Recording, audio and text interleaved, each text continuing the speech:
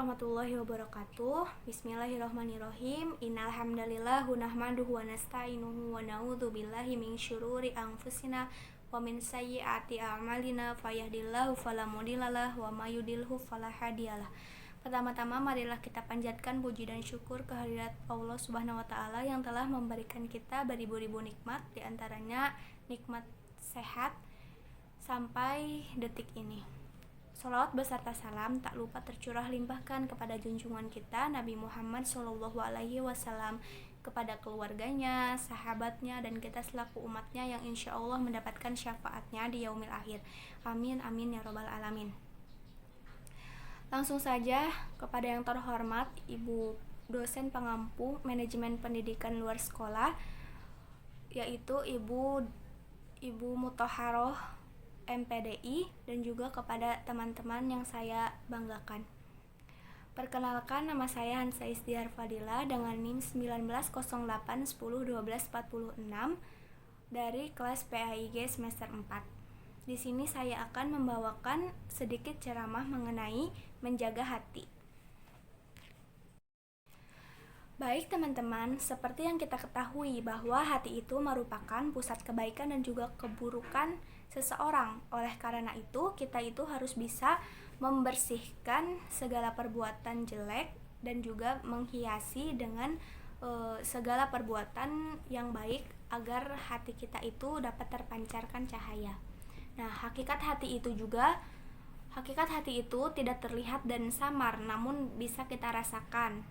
Nah, sebenarnya pangkal utama orang yang mendapatkan kebahagiaan baik di dunia dan akhirat itu yaitu sejauh mana ia bisa menjaga dan juga memelihara hatinya, sehingga ia itu selalu bergantung kepada Allah sebagai satu-satunya zat yang maha membolak-balikan hati hambanya sesuai dengan keinginannya, bukan malah hatinya condong kepada hawa nafsu dan juga tipu daya muslihat setan.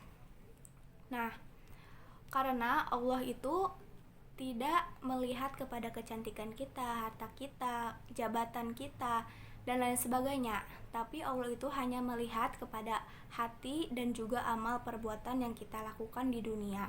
Nah, apabila hati kita bersih dan baik, maka akan membawa kebaikan seluruh anggota badan kita. Namun apabila hati kita rusak, maka akan membawa keburukan juga ke seluruh anggota tubuhnya.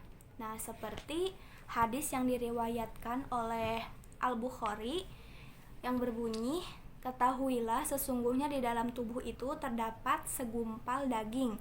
Jika ia baik, maka baiklah seluruh anggota tubuhnya. Dan jika rusak, maka rusaklah seluruh anggota tubuhnya. Ketahuilah bahwa daging itu dinamakan hati. Hadis riwayat Bukhari. Nah, jadi keberadaan hati itu sangat penting, sehingga keberadaannya itu dapat menentukan baik buruknya suatu amalan dan juga aspek kehidupan seseorang muslim.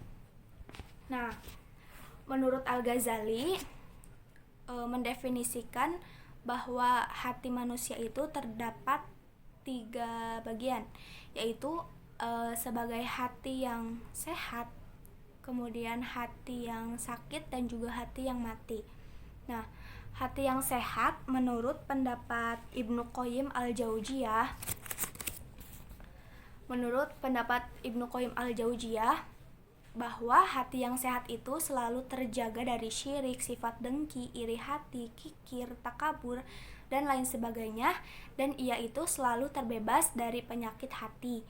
Nah, terus terhindar dari syubhat, syahwat yang menantang jati dirinya. Nah, seseorang yang memiliki hati yang baik itu akan senantiasa memiliki rasa kasih sayang dan jiwa yang selalu tolong menolong sesamanya. Nah, sedangkan hati yang sakit itu merupakan hati yang sudah termasuki oleh penyakit-penyakit hati, seperti dalam hatinya itu terdapat sedikit iri, dengki, hasud, dan lain sebagainya, sehingga bisa digambarkan dalam hatinya itu terdapat sebuah titik-titik hitam. Nah, itu merupakan gambaran dari hati yang sakit.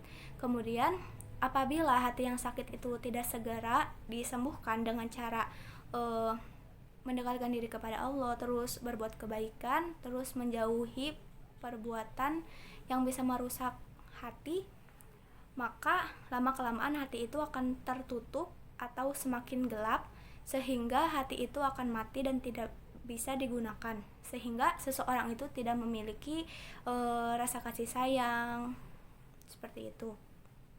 Nah, kemudian cara untuk menjaga hati. Yang pertama itu harus menahan hawa nafsu. Nah, yang pertama itu, jadi apabila kita itu memiliki nafsu, misalkan kita tuh contohnya punya suatu barang yang berharga. Nah, misalkan nafsu kita tuh ingin memamerkannya kepada orang lain agar dianggap sebagai orang yang ternama gitu. Nah, maka kita itu harus bisa menahan hawa nafsu, sehingga kita harus jangan sampai memamerkan itu, seperti itu. Terus perbanyak zikir. Seperti yang kita ketahui bahwa zikir itu merupakan makanan jiwa, makanan dari jiwa. Jadi kan manusia itu makanan untuk jasmaninya itu seperti makanan nasi dan lain sebagainya, sedangkan makanan untuk jiwa itu merupakan seperti amalan-amalan baik, puasa, terus zikir dan lain sebagainya. Nah, zikir itu juga ibadah yang bertujuan untuk mengenal dan mendekatkan diri kepada Allah. Kemudian selalu membaca Al-Quran. Nah, jadi kita harus senantiasa membaca Al-Quran setiap hari. Jika sesibuk apapun kita harus bisa meluangkan waktu kita untuk membaca Al-Quran, baik sebentar juga gitu. Nah, karena dengan membaca Al-Quran kita bisa menambahkan pahala yang berlipat ganda, lalu bisa juga mendapatkan ketenangan hati. Juga dengan membaca Al-Quran itu sebagai obat dari segala penyakit. Karena Al-Quran itu adalah asyifa, yaitu obat. Nah, terus berkumpul dengan orang yang soleh. Nah, jadi kita itu dalam menjaga hati, kita itu harus berkumpul atau berteman dengan orang-orang yang soleh. Jadi apabila kita bersama orang yang soleh, maka mereka akan membawa kita kepada kebaikan, seperti ke majelis taklim, membaca Al-Quran, dan lain sebagainya, yang kegiatannya itu bisa membuat hati kita menjadi tenang. Nah, kemudian yang terakhir adalah ikhlas dan sabar. Nah, jadi apabila kita mendapatkan cobaan atau ujian dari Allah, kita harus senantiasa bersabar dan juga ikhlas akan sesuatu itu. Nah, karena kan segala sesuatunya itu apabila sabar dan ikhlas, maka semuanya akan bisa terlewati dengan baik. Misalkan ada orang yang mengejek kita seperti kamu jelek seperti itu, dan maka kita hanya harus bersabar dan mendoakan yang terbaik kepada dirinya agar doa itu berbalik kepada kita. Nah, terakhir, jadi intinya itu menjaga hati sangatlah penting untuk seorang muslim agar mendapatkan ketenangan dan kebahagiaan baik di dunia dan juga di akhirat kelak. Sehingga kita harus menjaga hati kita dengan benar-benar agar kita bisa mendapatkan hati yang bercahaya dan indah. Dan kita harus meninggalkan segala sesuatu yang tidak penting dan bisa merusak kepada hati kita. Nah, seperti syair-syair lagu yang sering dilantunkan kan, seperti jagalah hati, jangan kau nodai, jagalah hati, lentera hidup ini.